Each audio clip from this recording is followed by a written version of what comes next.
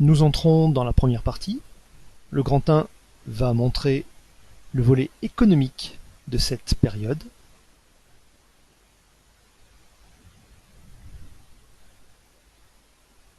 Et évidemment, la poursuite de l'industrialisation qui a débuté en France, je vous rappelle, très timidement sous la monarchie de Juillet et surtout sous Napoléon III.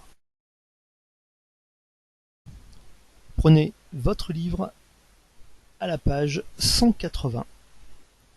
Regardez la carte, on va en faire l'analyse rapide ensemble.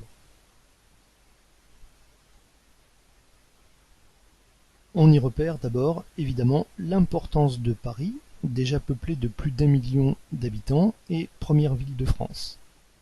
Ensuite on voit la structure urbaine que l'on connaît déjà, petit à petit on a déjà des villes comme Lyon ou comme Marseille qui sont déjà plus importantes que Bordeaux, Nantes ou Lille ou Rouen qui pourtant prennent de l'importance.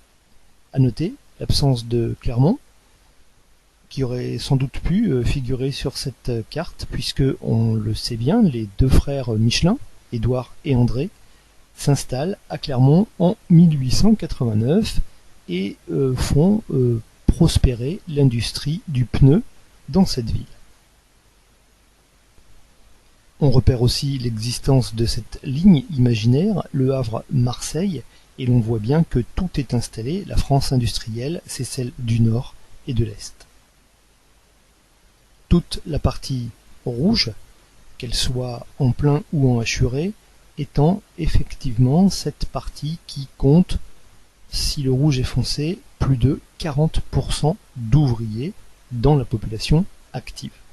A l'inverse, toute la partie verte, et on voit à quel point la France reste encore un pays rural, toute la partie verte est celle qui est composée donc d'une population active d'au moins 50% d'agriculteurs. N'oublions pas qu'à cette époque, ceux qui vivent à la campagne sont aussi ceux qui travaillent à la campagne.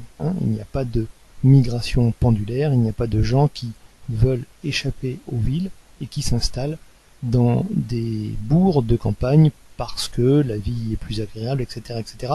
Évidemment, les moyens de locomotion ne le permettent pas encore. Pourtant, les campagnes se vident et l'on voit l'exode rural qui figure avec les flèches vertes. On peut préciser dans le cours que en 1914, c'est-à-dire donc à la fin de la période qui est identifiée par votre carte, le secteur industriel emploie 31,6% des actifs, donc on est l'ordre de 1/3 de la population active qui travaille dans l'industrie, et ce même secteur industriel produit 1/3 de la richesse nationale. Alors évidemment, l'industrie a beaucoup progressé grâce aux innovations, notamment dans la métallurgie, l'automobile, la chimie, mais aussi l'utilisation de l'électricité et du pétrole. Vous avez sans doute repéré sur la carte le Creusot.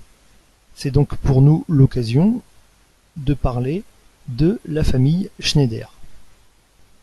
Là encore, et comme les Michelin le feront plus tard, je l'évoquais tout à l'heure, les Schneider sont deux frères d'origine lorraine qui achètent des forges locales en déclin et qui vont faire de leur entreprise le fleuron de l'industrie sidérurgique française. Alors, pourquoi le Creusot? Tout simplement, comme le montre la carte qui vient de s'afficher, parce que le Creusot est à proximité du canal du Centre, qui a été créé, qui mesure 114 km. Il a été bâti entre 1783 et 1793. Et quel est son grand avantage? Eh bien tout simplement, il assure la jonction entre la Saône, à Chalon-sur-Saône, et la Loire, à Digoin. Et évidemment, au moment où le chemin de fer n'est que balbutiant, pouvoir transporter des marchandises depuis Nantes jusqu'à Marseille, via la Loire, ce fameux canal et le Rhône, c'est évidemment un atout précieux. Le site sidérurgique du Creusot est structuré autour de mines de charbon, de fonderies, de vastes entrepôts.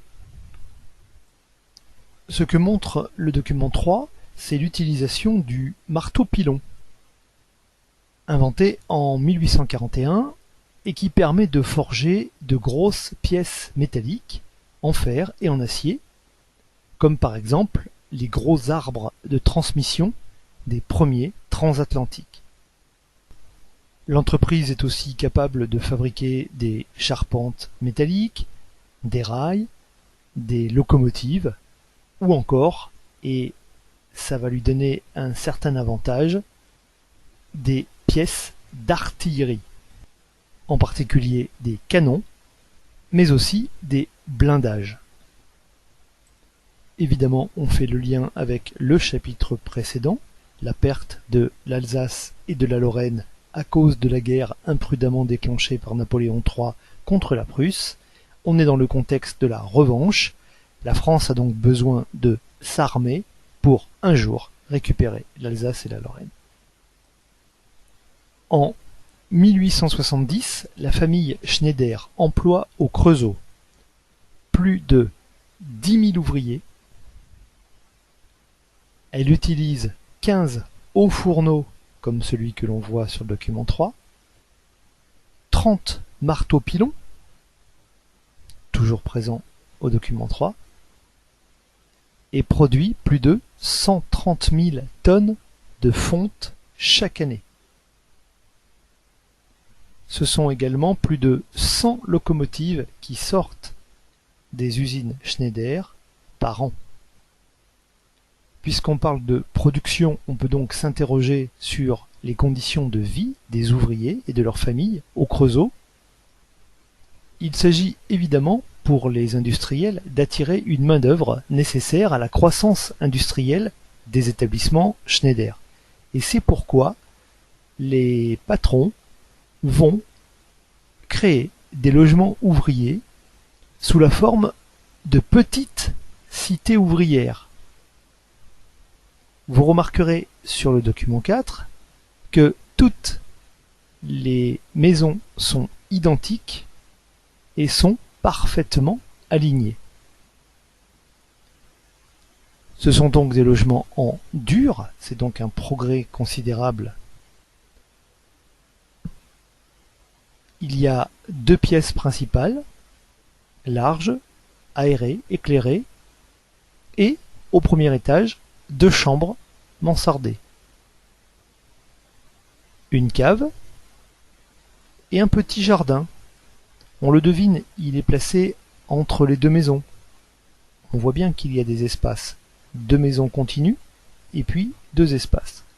Ce sont des jardins qui servent en fait aux ouvriers pour produire leurs propres légumes, qui vont donc améliorer leur alimentation, mais aussi c'est un dérivatif au café. Plutôt que d'aller au café, on va cultiver. Les Schneider organisent leur propre caisse d'épargne, c'est-à-dire l'objectif évidemment étant d'inciter les ouvriers à placer leurs économies. Ils proposent aussi une caisse de retraite pour les ouvriers infirmes âgés.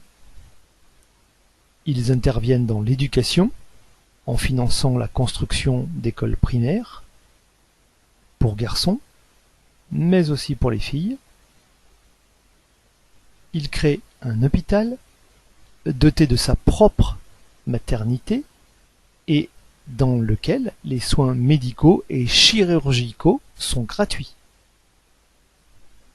Évidemment, ils poussent les ouvriers à apprendre le catéchisme, à se comporter en bons chrétiens, et c'est pourquoi une église a été construite, mais évidemment, elle est placée sous le vocable de Saint Henri, du nom du patron de l'entreprise, qui a également été maire du Creusot à partir de 1871 et député de Saône-et-Loire sous la Troisième République.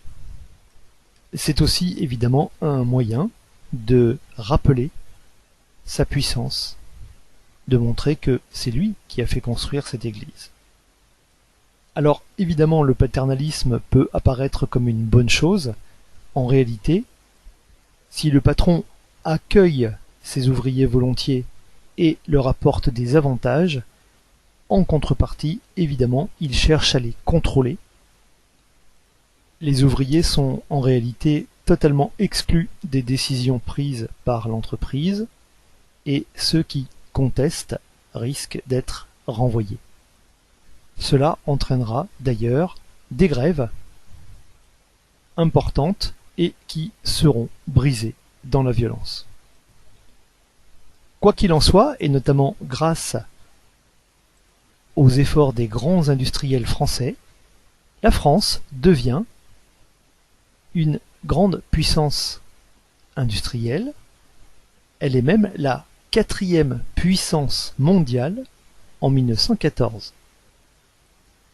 Elle est alors le premier producteur mondial d'électricité, d'aluminium ou encore de pneumatiques.